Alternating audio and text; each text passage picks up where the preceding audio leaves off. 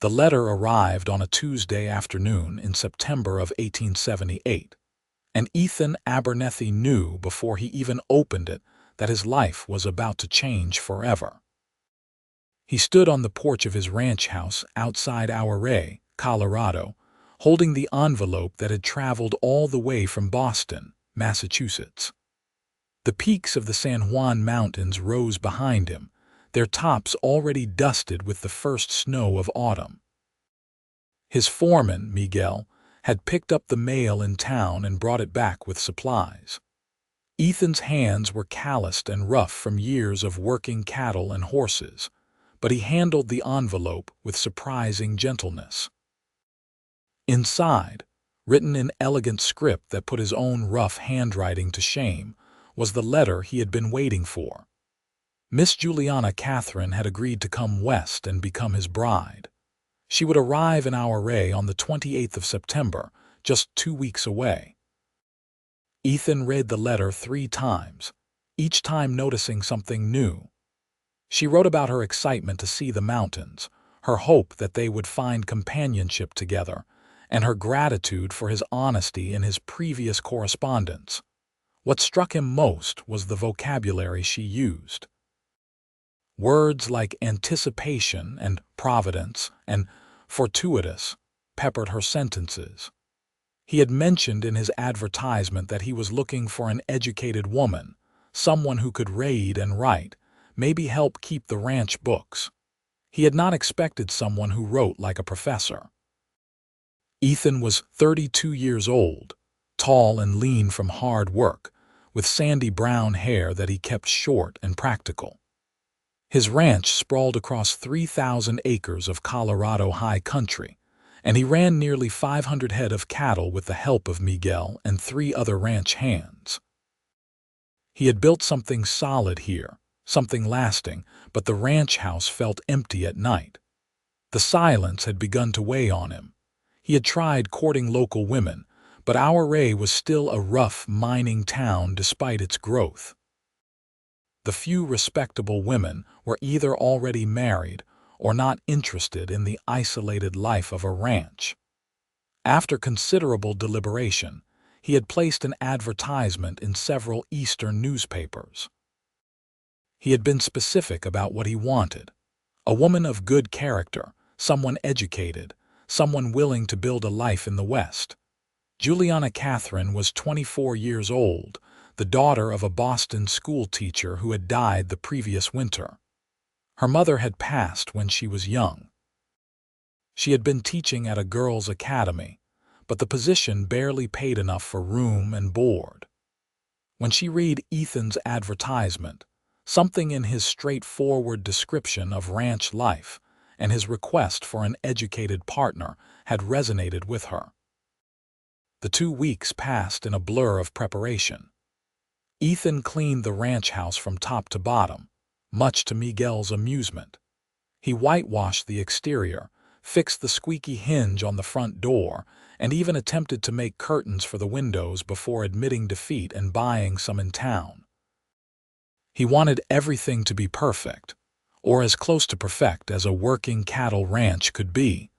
On the morning of September 28th, Ethan rode into Ouray before dawn. The town sat in a dramatic valley surrounded by peaks on 3 sides, and Main Street was already bustling despite the early hour.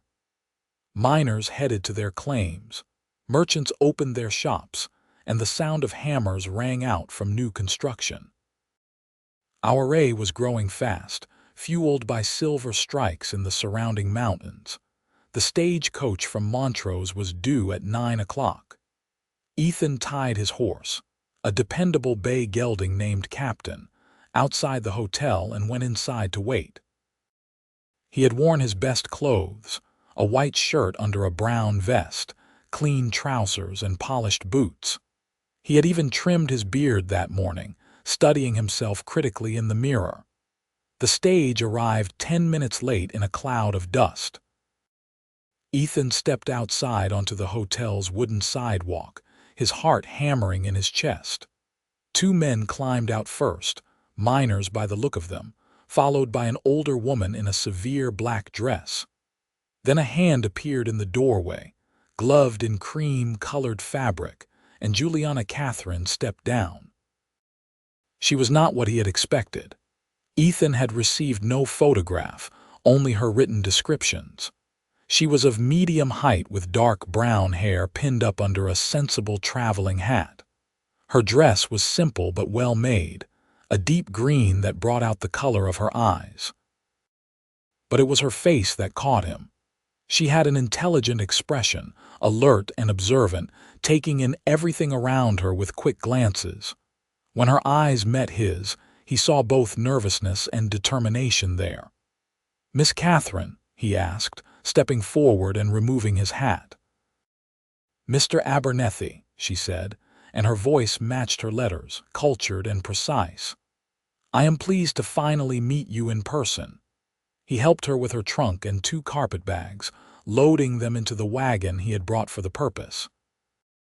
She declined his offer of breakfast at the hotel, saying she had eaten at the last stage stop and was eager to see her new home.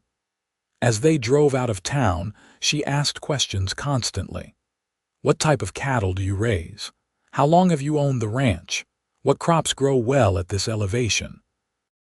How far is the nearest neighbor?" Ethan answered each question as thoroughly as he could, warming to her genuine interest. She was not making polite conversation. She wanted to understand the life she was entering. When they crested the rise that gave the first view of the ranch, she drew in a sharp breath. "It is magnificent," she said quietly. "The photographs in books do not do justice to these mountains." The ranch house was modest but sturdy, built of local timber with a stone foundation. Smoke curled from the chimney where Miguel's wife, Rosa, was preparing the noon meal. Outbuildings dotted the property, including a large barn, a bunkhouse for the hands, a smokehouse, and several corrals. Cattle grazed in the distance, dark shapes against the golden grass.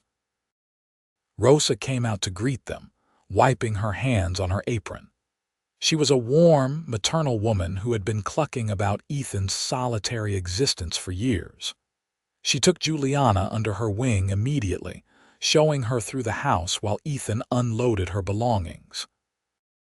The house had 4 main rooms downstairs, a kitchen with a cast iron stove, a dining area, a sitting room with a stone fireplace, and a small office where Ethan kept his books and records. Upstairs were 3 bedrooms. Ethan had given Juliana the largest, the one with windows facing the mountains. His own room was across the hall. "We can be married tomorrow in town if that suits you," Ethan said when Rosa had returned to the kitchen, and they stood somewhat awkwardly in the sitting room. "Or we can wait longer if you need more time to be certain."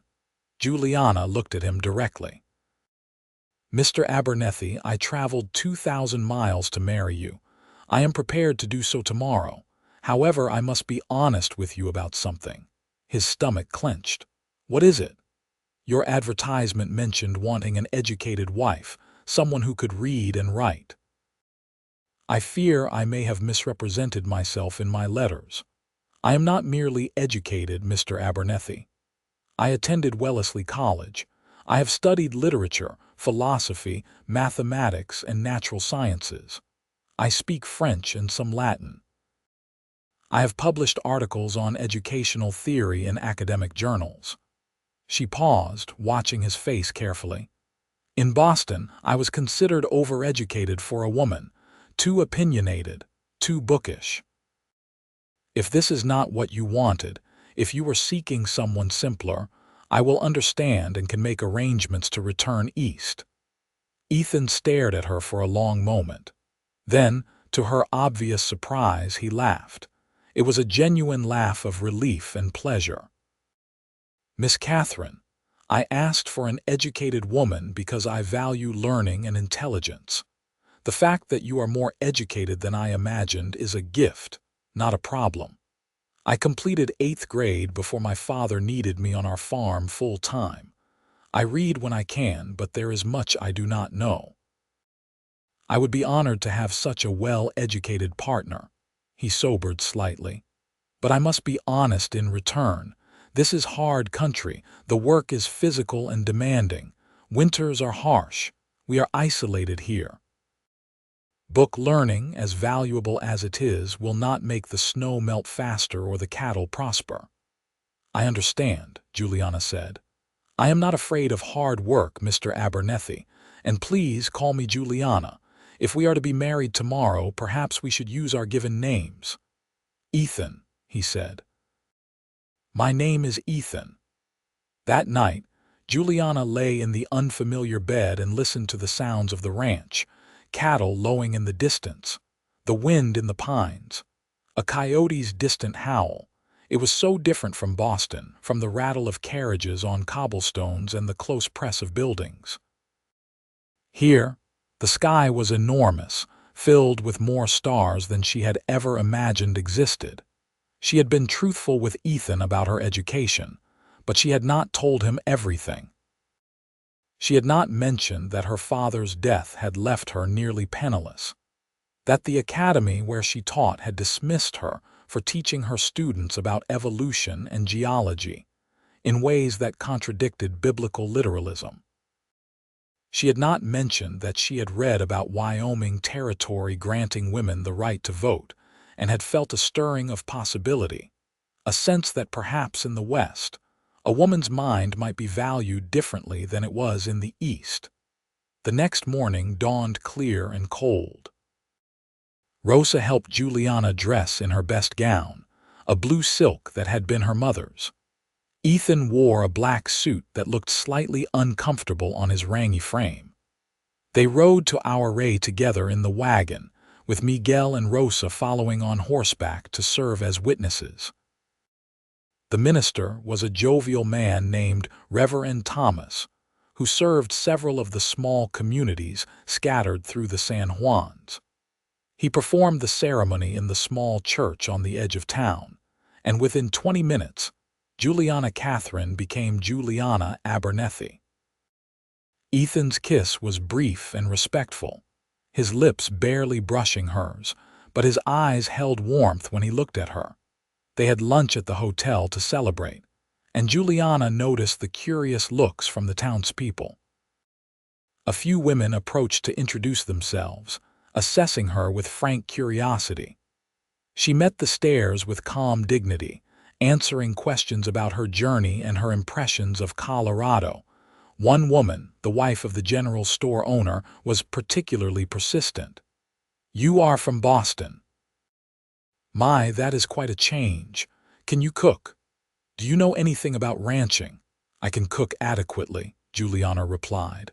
"And I know nothing about ranching, which is why I intend to learn. We are all ignorant until we educate ourselves, are we not?" The woman blinked, unsure if she had been insulted or complimented. Ethan hid a smile behind his coffee cup. "On the ride back to the ranch," he said, "you handled Martha Wilson well. She fancies herself the social arbiter of Ouray. In Boston, I dealt with women who judged my worth by my family's social standing and the size of my dowry. Mrs. Wilson is merely curious, not malicious. I can manage curiosity." The first weeks of their marriage fell into a pattern. Ethan was out from dawn until dusk, working cattle, mending fences, preparing for winter. Juliana spent her days learning from Rosa, who taught her how to cook on the temperamental stove, how to preserve vegetables, how to make soap and candles. But Juliana also explored on her own, walking the property, observing the cattle, asking the ranch hands questions. Miguel found her one afternoon standing by a water trough, staring at the wooden structure thoughtfully. "Problem, Senora Abernethy?" he asked. "The cattle have to walk quite far from the south pasture to reach water, do they not?" she said. "I was thinking about the natural drainage patterns I have observed. There is a small creek that runs through that area in spring. Could we not dig a pond to capture and hold that water? It would save the animals' energy and keep them in better condition." Miguel looked at her with new respect. That is a good thought. We have talked of such things but have never had the time or extra hands. That evening at dinner, Juliana mentioned the idea to Ethan. He listened carefully, asked about where exactly she had seen the drainage, and nodded slowly. That is sound thinking. It is a project we could tackle in late spring when we have more hands around for the work. He paused. You have a good eye for the land. That surprises me. Why should it? Juliana asked. Observation is the foundation of all learning. I have been observing. At night, they maintained a respectful distance. Ethan had told her before the wedding that he would not force his attentions on her, that he wanted their intimacy to develop naturally. Juliana appreciated this, though she found herself increasingly drawn to him. He was unfailingly courteous, but more than that, he listened when she spoke. He did not dismiss her ideas or treat her opinions as foolish simply because she was a woman. One evening about a month after her arrival, Juliana was in Ethan's office, examining his ledgers. He had mentioned that he struggled with the bookkeeping, and she had offered to help. What she found made her frown. "Ethan, you are losing money on your cattle sales," she said when he came in from evening chores. He looked startled. "What do you mean? I get fair market price." "Fair market price in Ouray, perhaps. But look at these numbers compared to the reports I have been reading in the newspapers you bring from town. The mining operations in Silverton are paying significantly more for beef, because transportation costs from other areas are so high. You are selling to the buyers here because it is convenient, but you could drive the cattle another day north and increase your profit by nearly 30%. Ethan sat down heavily in his chair and studied the ledgers she had marked. "Silverton," he said slowly. "I had not considered that. The drive would be harder through rougher terrain, but not impossible. No, not impossible." He looked up at her with something like wonder. "How did you figure this out?" "Mathematics," she said simply. "And reading the newspaper thoroughly. Information is valuable, Ethan. You know the land and the cattle. I know numbers and how to analyze them. Together, we see more clearly." He stood and crossed to where she sat at the desk. For a moment, he simply looked at her, and she felt her breath catch. Then he reached out and gently touched her cheek. "When I wrote that advertisement, I hoped for a partner. I think I am only now beginning to understand what that truly means. Their first kiss as husband and wife, truly as husband and wife, happened naturally after that. It was tender and searching, and when they finally drew apart, Juliana felt warmth flooding through her. "Perhaps," she said softly, "it is time we stopped maintaining separate bedrooms." "Are you certain?" Ethan asked, his voice rough. "I am certain." That night marked a turning point in their marriage. The physical intimacy that developed between them was accompanied by a deepening emotional connection. Ethan found himself talking to Juliana about things he had never shared with anyone.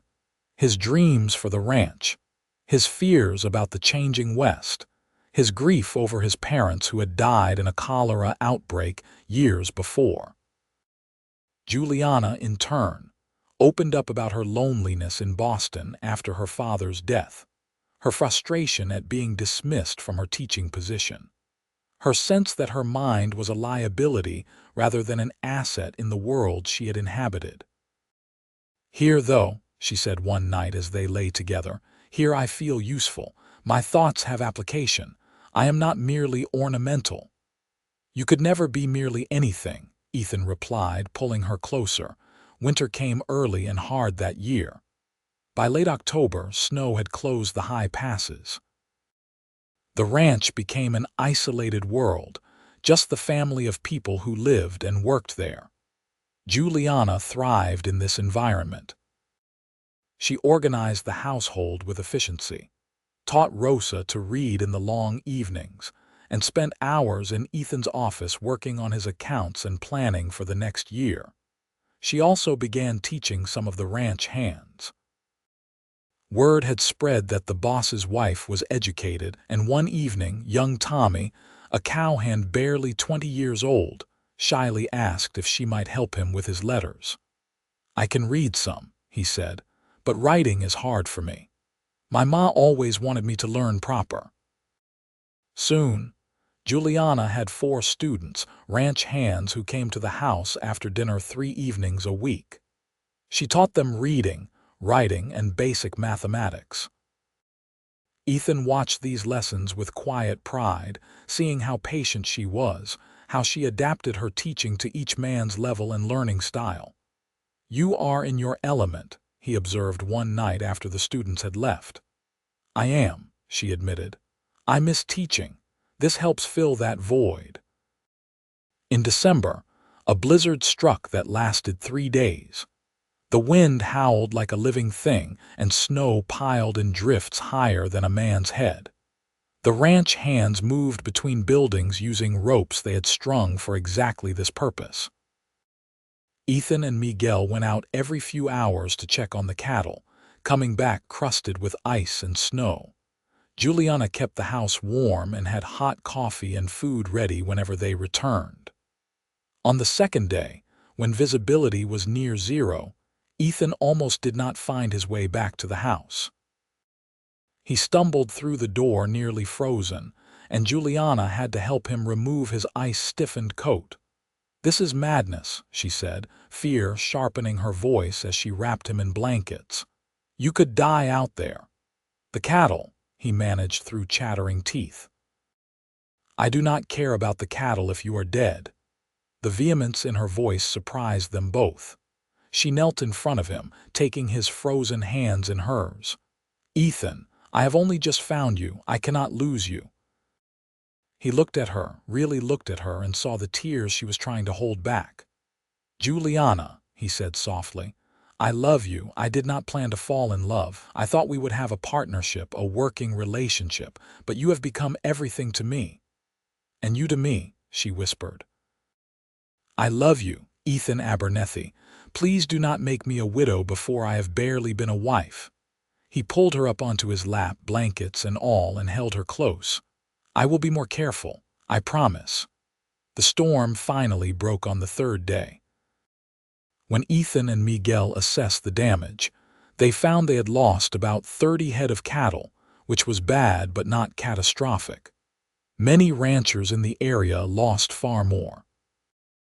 Ethan credited their better-than-average survival rate to the careful preparations Juliana had pushed for in the fall: extra hay stored, windbreaks reinforced, the herd kept closer to the buildings.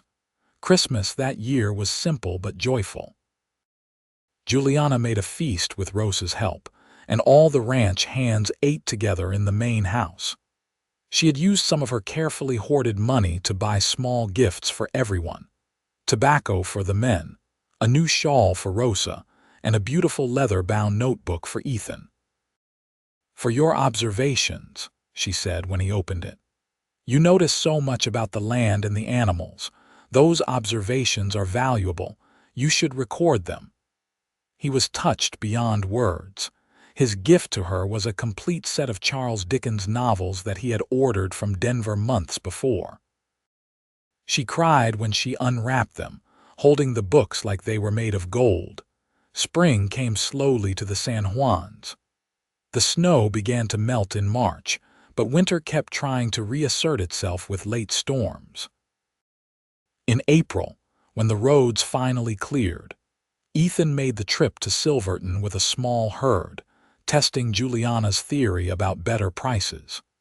He returned 5 days later with a grin on his face and more money than he had ever made on a cattle sale. "You were right," he said, sweeping her up in his arms.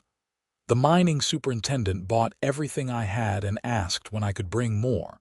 He said if we can guarantee regular delivery, he will contract with us for the whole season at premium prices." "That is wonderful," Juliana said, laughing. "But Ethan, we will need to expand the herd to meet that kind of demand." "I know.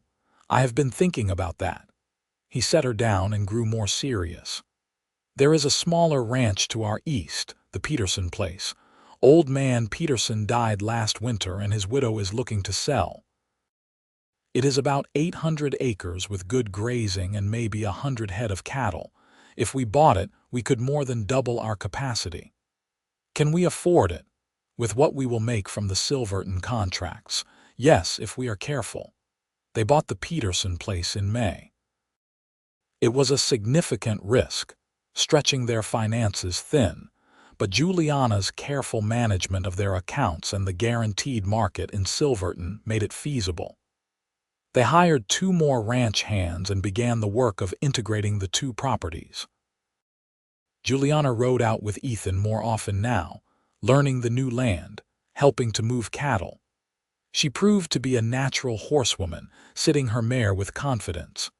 She wore split skirts that scandalized Martha Wilson when they went to town but were practical for riding. One warm June afternoon, they were checking cattle in a high meadow when they encountered a survey crew. The men were placing stakes and taking measurements. "What are you doing?" Ethan asked, his voice tense. The head surveyor, a fussy man with wire-rimmed spectacles, consulted his papers. "Railroad survey. The Denver and Rio Grande is planning a line through this area to Silverton and Ouray. Should be completed within 2 years. After the surveyors left, Ethan was quiet. "A railroad changes everything," he finally said. "How so?" Juliana asked. "Right now, it takes days to drive cattle to market, and most goods have to come by wagon over rough roads. A railroad means we can ship cattle easily, but it also means more people coming in, more development. The isolation that makes this place special will disappear."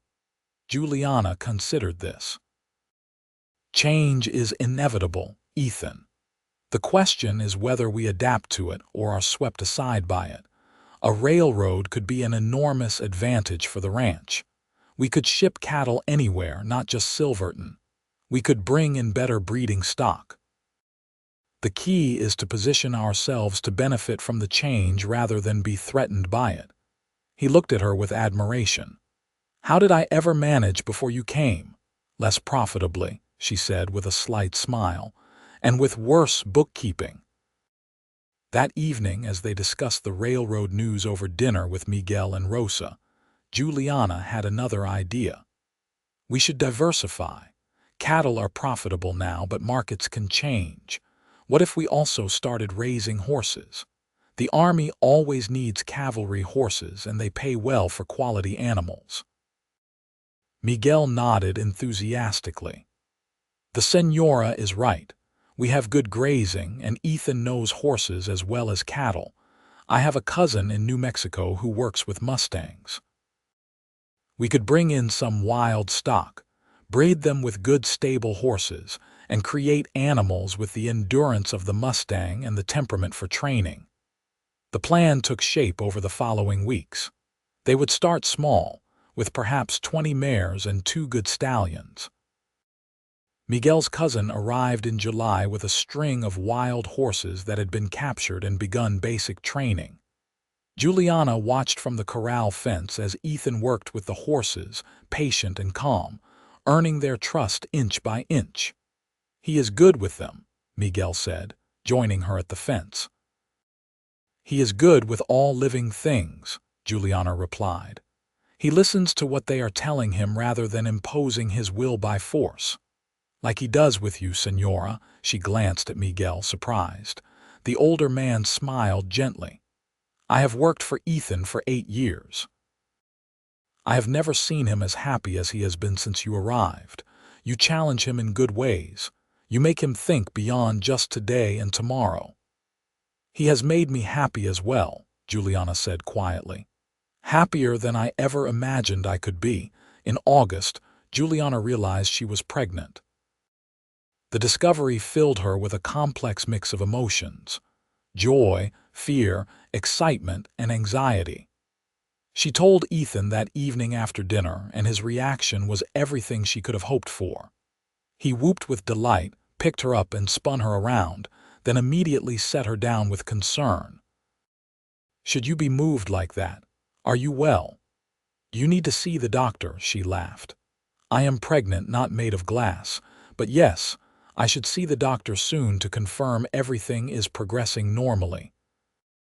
They rode to Ouray the next week, and Dr. Harrison confirmed what Juliana already knew. The baby would arrive in late March or early April. The doctor, a pragmatic man who had practiced medicine in mining camps and frontier towns for 20 years, gave her straightforward advice about diet, exercise, and what symptoms to watch for. As the pregnancy progressed, Juliana refused to curtail her activities. She continued to manage the ranch books, teach the ranch hands in the evenings, and even ride, though she switched to a gentler horse and took shorter trips. Ethan fretted constantly, wanting her to rest more, but she was adamant. "Women have been having babies since the beginning of time while still maintaining their lives," she told him. "I will not spend 9 months sitting idle simply because I am expecting." Rosa, who had raised 3 children of her own, supported Juliana's approach while also keeping a careful eye on her. She taught Juliana about childbirth and infant care, practical knowledge that had not been part of Juliana's formal education. The fall cattle drive to Silverton went well, and Ethan returned with another substantial payment and news that the mining superintendent wanted to increase their order for the following year. The horse breeding operation was also showing promise.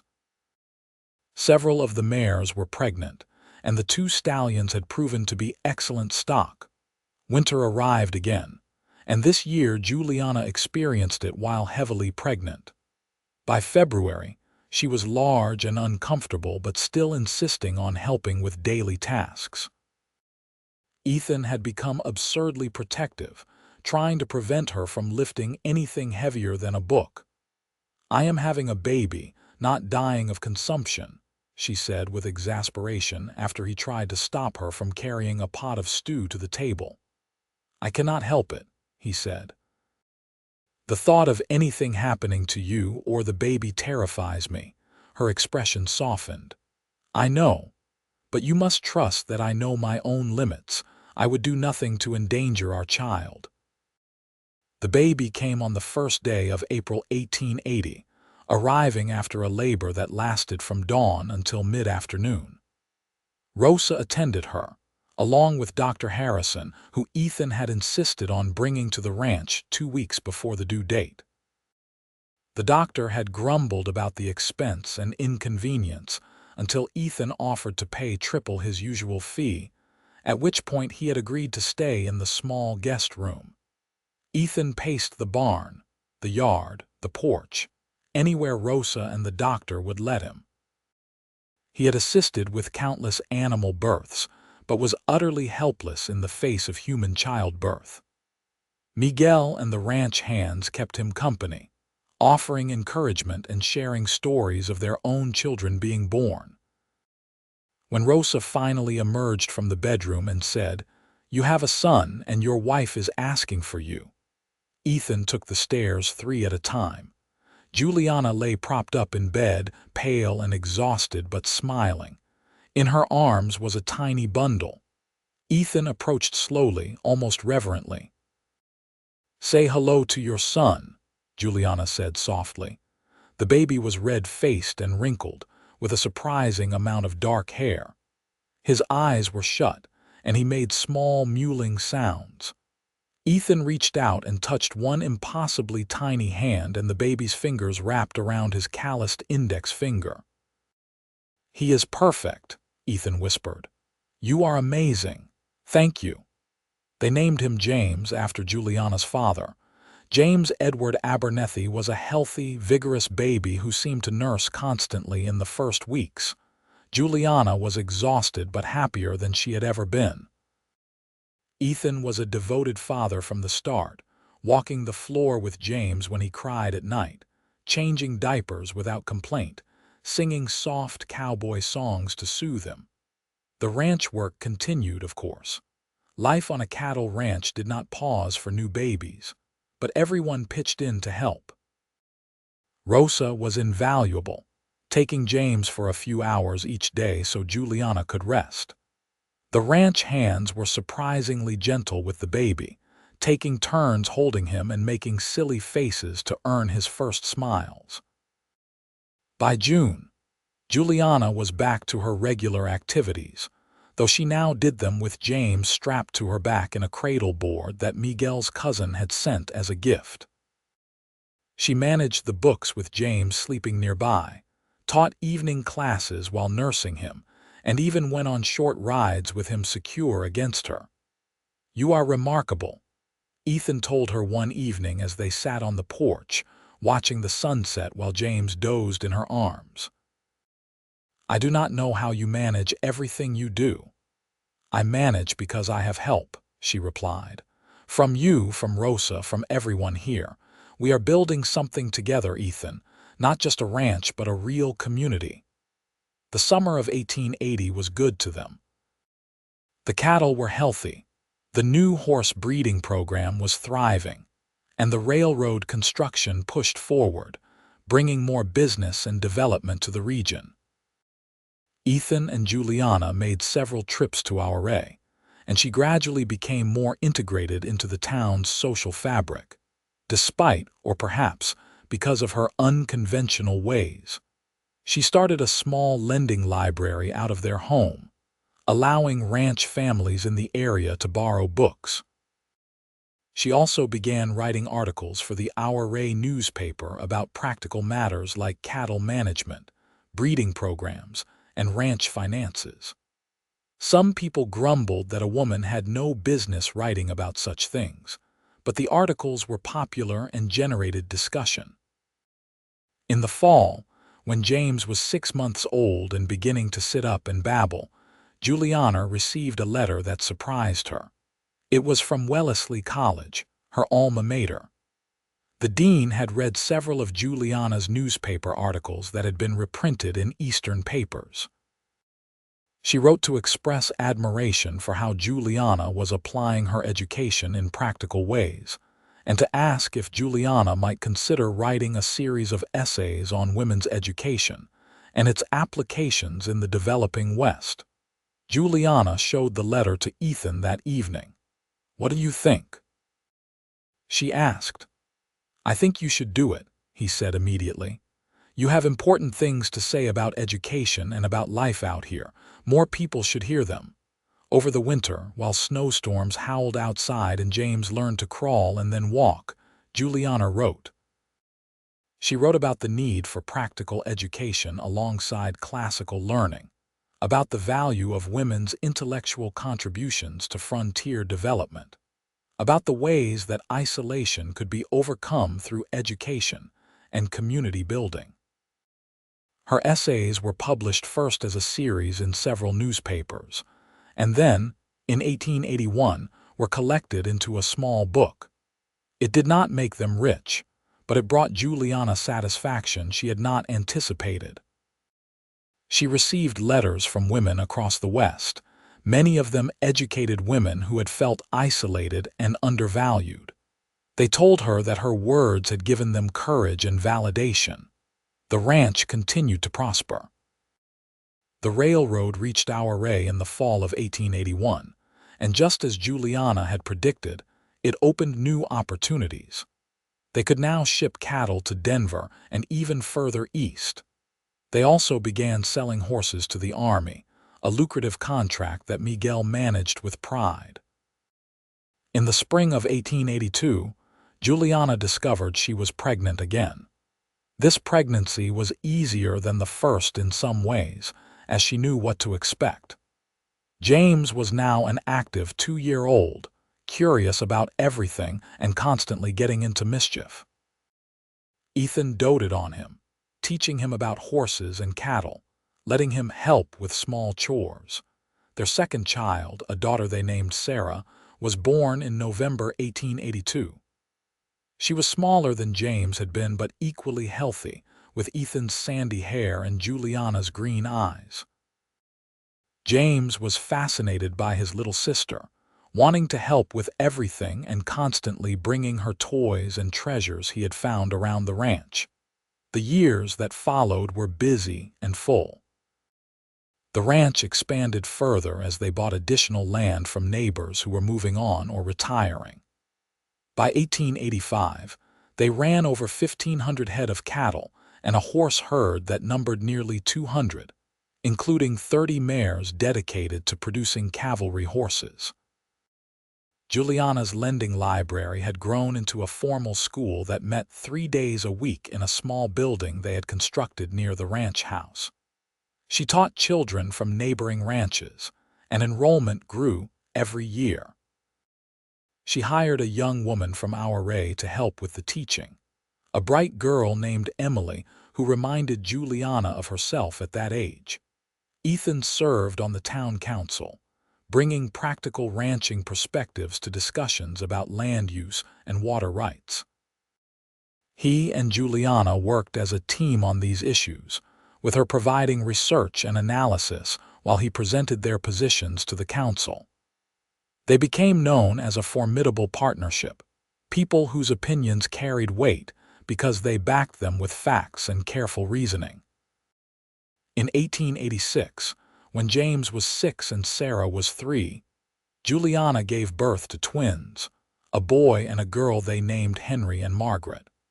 The pregnancy and birth were difficult, and Dr. Harrison warned them that Juliana should not have more children. Ethan agreed immediately, more concerned about Juliana's health than about having a large family. 4 children filled the ranch house with noise and laughter and occasional chaos. Juliana sometimes marveled at how different her life had become from what she had imagined in Boston. She had thought she might teach in a girls' academy, perhaps eventually become a headmistress, living a quiet, intellectual life. Instead, she was raising 4 children on a Colorado cattle ranch, managing a complex business operation, running a school, and writing articles that people across the country read. Yet she was profoundly happy. Ethan was not just her husband but her true partner. He valued her mind as much as her heart. They made decisions together, argued when they disagreed, and always came to solutions that respected both their perspectives. One evening in the fall of 1887, after the children were in bed and they sat together on the porch watching the stars, Juliana reflected on the 9 years since she had arrived in Ouray. "Do you ever regret it?" Ethan asked, as if reading her mind. "Giving up your life in Boston, the academic world, all of that? Never," she said firmly. "In Boston, I was educated but not truly wise. Wisdom comes from applying knowledge to real life, from learning through experience as well as books. You taught me that, Ethan. You said once that my wisdom made me your perfect match, but the truth is that we have taught each other. You have learned from my education, and I have learned from your understanding of this land and this life. Together, we are both wiser than we were apart." He pulled her closer. "When I wrote that advertisement asking for an educated bride, I thought I wanted someone who could help with books and records. I never imagined I would find a true partner, someone who would challenge me and inspire me and build this life with me." "I was too educated, you know," Juliana said with a slight smile. "That is what they said in Boston. Too educated for a woman, too opinionated, too intellectual, but you never said that." "Because it is impossible to be too educated," Ethan replied. "Knowledge, wisdom, intelligence, these are gifts to be celebrated, not hidden. Your education has made our lives better in countless ways. Our children will grow up knowing that learning matters, that thinking matters. That is a legacy worth more than any amount of land or cattle." In 1888, the ranch celebrated its 10th year of prosperity under their joint management. They held a large gathering, inviting neighbors from miles around, the ranch hands and their families, people from Ouray. Tables were set up in the yard, loaded with food. Miguel's sons played guitar and there was dancing. Martha Wilson, who had become, if not a friend, then at least a respectful acquaintance over the years, pulled Juliana aside during the celebration. "I must admit," she said, "when you first arrived, I thought you would not last 6 months. You seemed too refined for ranch life. I was wrong." "I am not ashamed to admit that I had doubts myself," Juliana replied, "but I learned that strength comes in many forms. Physical strength, yes, but also intellectual strength, emotional resilience, and the strength that comes from loving and being loved." As night fell and the party wound down, Ethan found Juliana standing near the corral, watching the horses in the moonlight. He wrapped his arms around her from behind and she leaned back against him.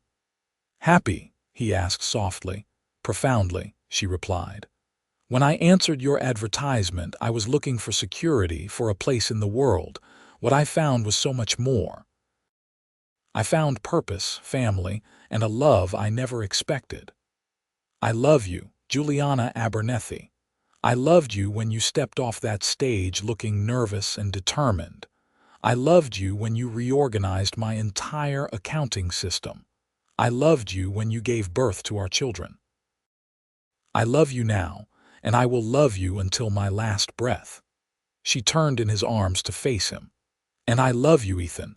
You saw my education not as a threat or an oddity, but as a gift. You made room in your life for my mind as well as my heart. You are the best man I have ever known." They kissed under the stars, surrounded by the land they had built their life on, and it felt like a promise renewed, a commitment not just to each other, but to the life they were creating together. The years continued to pass, bringing changes and challenges. The twins grew from babies to toddlers to children racing around the ranch with their older siblings. James showed a natural aptitude for working with horses and spent hours with his father and Miguel learning the business. Sarah was quieter, more bookish, and Juliana delighted in teaching her, seeing her own love of learning reflected in her daughter. The ranch continued to thrive. They were now one of the largest operations in the region, respected not just for the size of their herds but for the quality of their stock and the fairness of their business practices. Ethan always paid his hands well, and Juliana made sure that anyone who worked for them had access to education, whether that meant teaching reading and writing to adults or making sure the children could attend her school. In 1890, Juliana received an unexpected honor. The territorial government of Colorado, which had granted women the right to vote in school board elections, asked her to serve on a committee studying education reform. It meant traveling to Denver several times a year, but Ethan encouraged her to accept. "This is important work," he said, "and you are the right person to do it. The children and I will manage while you are gone." Juliana's work on the Education Committee led to significant reforms in rural schooling across Colorado. She advocated for better teacher training, for schools that taught practical skills alongside academic subjects, and for education that was accessible to all children regardless of their family's financial situation. Her proposals were not always popular, but they were thoughtful and well-researched, and gradually many of them were adopted. The school she had started near the ranch grew as well. By 1892, they had built a larger building and hired 2 more teachers. Students came from ranches up to 20 miles away, some boarding with families nearby during the school term. The school gained a reputation for excellence, combining rigorous academics with practical training in agriculture, mechanics, and domestic sciences. One warm May afternoon in 1893, Juliana was teaching a class when she looked up to see Ethan standing in the doorway, a strange expression on his face. She dismissed the students for recess and went to him. "What is it? Is something wrong?" "No, nothing is wrong. I just received a telegram." You have been invited to speak at the World's Columbian Exposition in Chicago.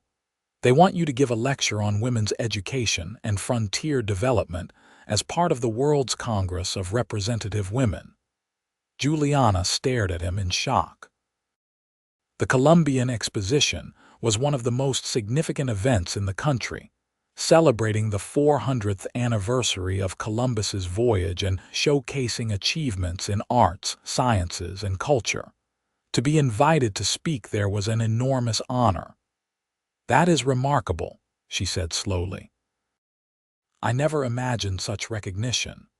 "You deserve it," Ethan said firmly. "Will you go?" "Only if you come with me, and we should bring the children.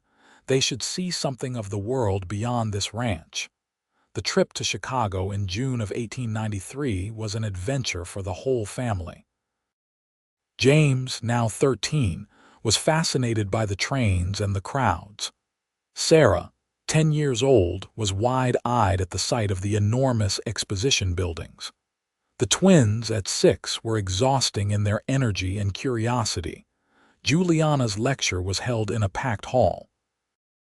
She spoke about her journey from Boston to Colorado, about building an education while building a ranch, about the importance of valuing women's intellectual contributions alongside their domestic roles. She spoke about partnership, both in marriage and in business, and about how the frontier offered opportunities for reimagining social roles. The lecture was received with enthusiasm and sparked considerable discussion. Several newspapers reported on it, and she received invitations to speak at other events. But after a week in Chicago, surrounded by crowds and noise, Juliana found herself longing for home. "I am glad we came," she told Ethan as they prepared to board the train back to Colorado. "But I am eager to return to the ranch. This is educational and exciting, but it is not where I belong." "Where do you belong?" he asked with a slight smile. "With you, with our children, on our land. That is home." The ranch to which they returned had changed and grown over the 15 years since Juliana's arrival. The original modest house had been expanded multiple times and now sprawled comfortably with additions and porches. The barn had been rebuilt larger, and there were several new outbuildings. Fenced pastures stretched in every direction, dotted with healthy cattle and horses. But more than the physical changes, there was a sense of community and permanence. The ranch hands were not just employees but part of an extended family. Several had married and built small houses on the property. Children played together across families. Rosa and Miguel were now grandparents, with their oldest son working as a junior foreman on the ranch. As the 1890s progressed, Juliana and Ethan entered a comfortable middle age. They were in their 40s now, graying slightly, faces lined from years of sun and wind. But their partnership remained strong, evolving and deepening with time. They still disagreed sometimes, arguing over decisions about the ranch or the school or raising the children. But they had learned to navigate disagreements with respect, to listen to each other even when frustrated, to find compromise when possible, and to accept each other's expertise when compromise was not feasible. The children grew and developed their own personalities and paths. James worked full-time on the ranch after finishing school, showing talent for both the cattle and horse operations. Sarah surprised everyone by announcing at 16 that she wanted to attend college, following in her mother's footsteps. Juliana helped her prepare for the entrance examinations, and in 1896, Sarah left for Wellesley College. Henry showed an interest in the business side of the ranch, working with his mother on accounts and planning. Margaret, the youngest, was passionate about animals and spent her time learning veterinary skills from the local veterinarian, shocking some people with her willingness to get dirty and handle livestock. In 1898, as they celebrated their 20th wedding anniversary, Ethan and Juliana took a rare evening alone, riding to a high meadow they had always loved. It was late summer, and wildflowers carpeted the ground in brilliant colors. They dismounted and sat together, looking out over the valley. 20 years, Ethan said, shaking his head. It seems like yesterday that you stepped off that stage, and yet it also feels like you have always been here. I was so nervous that day, Juliana remembered. I kept wondering if I had made a terrible mistake, if you would be disappointed when you met me in person, if I could possibly adapt to such a different life. And now I cannot imagine any other life. This ranch, these mountains, our children, this is where I was meant to be. I just did not know it until I arrived. Ethan reached into his pocket and pulled out a small box. I know we cannot afford much in the way of luxuries, but this is something I wanted you to have. Inside the box was a ring, a simple gold band set with a small emerald. It matches your eyes, he said, somewhat self-consciously. I had it made in Denver. Juliana was touched beyond words. Ethan, it is beautiful, but we do not need such things. I know we do not need it, but I wanted to give you something that represents what these 20 years have meant to me. You came here as a mail-order bride, and people wondered if someone as educated as you could be happy on a ranch. You proved that intelligence and ranching are not incompatible, that education enriches every aspect of life. Your wisdom has made you my perfect match, but more than that, your love has made me a better man. She slipped the ring onto her finger and kissed him. You saw me, Ethan, not who people thought I should be, but who I actually was. You valued my mind when others saw it as a detriment. You made room for all of me in your life. That is the greatest gift anyone has ever given me. They sat together as the sun set, painting the sky in shades of gold and crimson. Below them, they could see the ranch, the buildings they had built, the land they had tended, the life they had created together. As the years turned into the new century, the ranch and the family continued to evolve. In 1900, Sarah graduated from Wellesley with honors and returned to Colorado, not to the ranch but to Denver, where she took a position teaching at a progressive school. James married a local rancher's daughter, a capable young woman named Martha who fit into ranch life easily. They built a house on the northern edge of the property and began raising their own family. Henry went to Denver to study business and law, with the intention of eventually handling the legal and financial aspects of the ranch. Margaret achieved her dream and became one of the first female veterinarians in Colorado, opening a practice in Ouray, but spending much of her time traveling to ranches throughout the region. Ethan and Juliana became grandparents in 1902, when James and Martha had their first child, a boy they named Ethan Jr.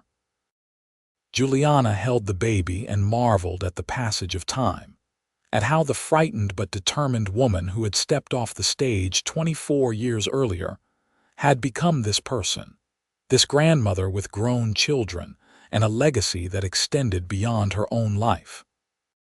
The school Juliana had started had become a permanent institution. In 1905, it was formally incorporated as the Abernethy School, and Juliana served as its director while Emily, her first assistant teacher, now took on most of the daily teaching responsibilities. The school had educated hundreds of children over the years, many of whom went on to college or successful careers, carrying the values of intellectual curiosity and practical application that Juliana had instilled. As they entered their 50s, Ethan and Juliana gradually began to hand over more of the ranch operations to James and Henry, who worked together, managing the cattle and horse herds while Ethan took on an advisory role. Ethan's body bore the accumulated injuries of decades of hard physical work, and Dr. Harrison, now himself an old man, had told him to slow down. But neither Ethan nor Juliana was ready to stop working entirely. Juliana continued to write, now working on a memoir about her years building a life in Colorado. Ethan worked with the younger horses, training them with the patience and skill he had always possessed. They took on roles as elders, people whose experience and wisdom were sought out by the younger generation. In the fall of 1908, the town of Ouray held a celebration for its 40th anniversary of incorporation. Ethan and Juliana were honored as pioneering citizens who had contributed significantly to the community's growth and prosperity. The mayor gave a speech praising their vision, their business acumen, and their commitment to education and community development. After the ceremony, a young woman approached Juliana. She was perhaps 25, neatly dressed, with an intelligent expression. "Mrs. Abernethy, I wanted to thank you," she said. "I attended your school as a child. I am now teaching in Grand Junction, and I try to use the methods you taught us, combining academic rigor with practical skills. You changed my life and the lives of so many others." Juliana was deeply moved. "What is your name?" "Anna Foster. You taught me to read when I was 7 years old. My parents were poor, and without your school, I would never have had an education." After Anna moved on, Juliana turned to Ethan with tears in her eyes. "That is why we do it," she said quietly. "That is why everything we have built matters. Not the money or the land, but the lives we have touched, the opportunities we have created." "You did that," Ethan said. "Your insistence on education, on giving people chances regardless of their circumstances, that is your legacy." "Our legacy," she corrected. "I could not have built any of this without you, without your support, your partnership, your love." In 1910, as they celebrated their 32nd wedding anniversary, Juliana published her memoir. It was titled Wisdom in the West: One Woman's Journey from Boston to the Frontier. The book received favorable reviews and sold well, particularly among women interested in Western development and educational reform. Sarah wrote from Denver to say how proud she was of her mother. James, more plainly spoken, simply said he thought it was a good book that told true things. The twins, now adults with lives of their own, organized a book celebration at the ranch, inviting friends and neighbors to celebrate their mother's achievement. At the party, Ethan raised his glass to toast Juliana. 32 years ago, I placed an advertisement asking for an educated woman to become my wife. I hoped for someone who could help with ranch business, someone who could read and write. What I received was so much more than I asked for. Juliana was too educated, some people said, too intellectual, too opinionated.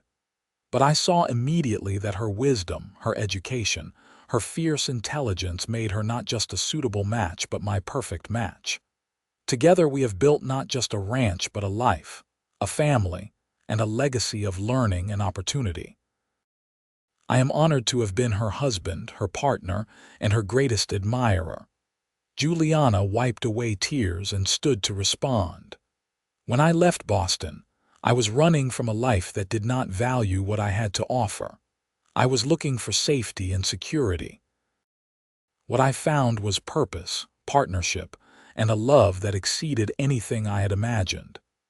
Ethan saw my education not as a threat, but as a gift. He valued my mind as much as my heart. He made me his partner in every sense of the word. Everything we have accomplished together. That is the story I wanted to tell in this book, that education has value in every setting, that wisdom comes from applying knowledge to real life, and that true partnership means valuing each other's strengths. The years that followed were gentler, slower paced. Ethan's health declined gradually, the accumulated toll of years of hard physical work.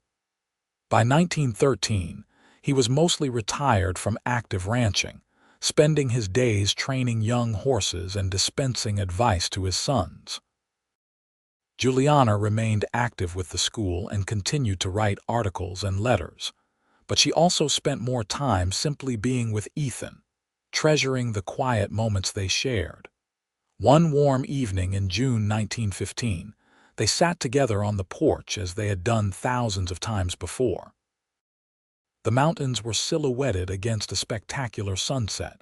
Grandchildren played in the yard, their laughter floating on the evening air. "You have any regrets?" Juliana asked quietly. Ethan was silent for a long moment, considering. "I regret some decisions I made in business over the years. I regret that I did not spend more time with the children when they were small, too focused on building the ranch. But do I regret marrying you? Do I regret the life we built together? Not for a single moment." "Nor do I," Juliana said. "I was too educated for Boston, too unconventional, too opinionated. But here with you, all those qualities that were seen as flaws became strengths. You let me be fully myself, Ethan. That is the greatest gift one person can give another." "You made me wiser," Ethan replied. "Not just through your education, though that was valuable, but through your way of seeing the world. You taught me to think deeply about things I had always taken for granted. You challenged me to be better, to do better. Your wisdom made you my perfect match, and loving you has been the greatest privilege of my life." They sat in comfortable silence as darkness fell and stars began to appear. After all these years, they no longer needed words to communicate. A touch, a glance, the simple presence of the other was enough. Ethan passed away peacefully in his sleep in October of 1916, at the age of 70. He had been feeling unwell for several days but had refused to stay in bed, insisting on checking on a new foal despite Dr. Harrison's orders to rest. On his last evening, he and Juliana sat together, holding hands, talking quietly about the ranch, the children, the life they had built. "I am so tired," he said at one point. "Then rest," Juliana said gently. "Everything is in good hands. James and Henry will take care of the ranch. The school is thriving. Our children are settled and happy. You have built something that will last." "We built it," he corrected. "Together." He kissed her good night with tenderness, told her he loved her, and went to sleep. When Juliana checked on him the next morning, he had passed away quietly. No pain or struggle, simply a gentle transition from sleep to death. The funeral was attended by hundreds of people. The church in Ouray could not hold everyone who came, so the service was held outside. Ranchers, townspeople, former students, business associates, all came to pay respects to a man who had been a pillar of the community. Juliana stood by his grave, surrounded by her children and grandchildren, and felt the weight of loss settle over her. She was 72 years old, and the man who had been her partner for 38 years was gone. The future stretched ahead, empty and uncertain. But in the days and weeks that followed, she discovered that Ethan had not truly left her. He lived in the ranch they had built, in the children they had raised, in the values they had instilled. When she walked the land, she heard his voice commenting on the cattle or pointing out changes in the weather. When she worked with the horses, she saw his patience and gentleness reflected in how the animals responded. Juliana lived for 7 more years after Ethan's death. She remained active in the school, mentored young teachers, and continued to write. She became the matriarch of a large and growing family, with great-grandchildren joining the clan. She divided her time between the ranch, which James and Henry ran with skill and integrity, and a small house in Ouray where she could be closer to the school and the library she had helped establish. In her final years, she often reflected on the journey that had brought her from Boston to Colorado, from an educated but undervalued woman to a respected community leader, from a nervous mail-order bride to a beloved grandmother. She had been called too educated, too intellectual, too opinionated. But Ethan had seen those qualities as strengths, as gifts that made her his perfect match. Their story was one of partnership and mutual respect, of two people who had seen each other's value and built a life that honored both their contributions. It was a story of how education and practical work could combine, how intellectual curiosity could thrive even in remote ranch country, how love could grow from mutual respect and admiration. Juliana passed away in her sleep in March of 1923 at the age of 79. She was buried next to Ethan on a hillside overlooking the ranch, with a view of the mountains they had both loved.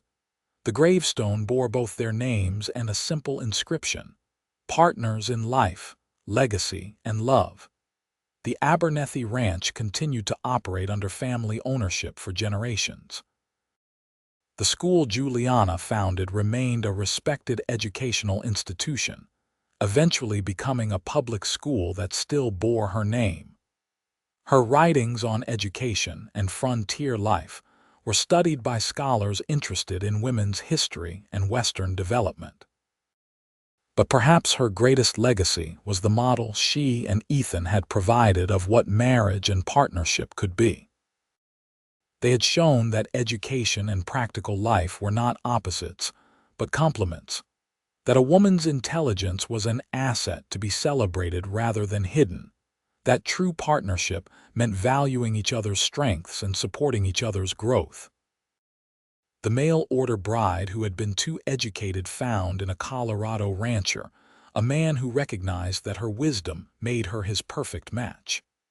Together, they built not just a ranch but a legacy of love, learning, and mutual respect that lasted far beyond their own lives. Their story became part of the history of the region, told and retold, an example of how two people could create something greater together than either could have achieved alone. In the archives of the Abernethy School, in a glass case in the library, sat the original letters exchanged between Ethan and Juliana before they met.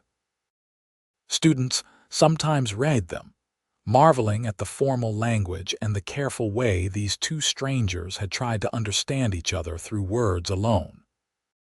Next to the letters was a photograph taken on their 25th wedding anniversary, showing them standing together in front of the ranch house, his arm around her shoulders, both of them smiling, their faces showing the contentment of people who had found exactly what they needed in each other. And in the mountains above the ranch, where aspen trees whispered in the wind and wildflowers bloomed each spring, their love story lived on, a testament to the power of partnership, the value of education, and the beauty of two souls recognizing in each other the perfect match.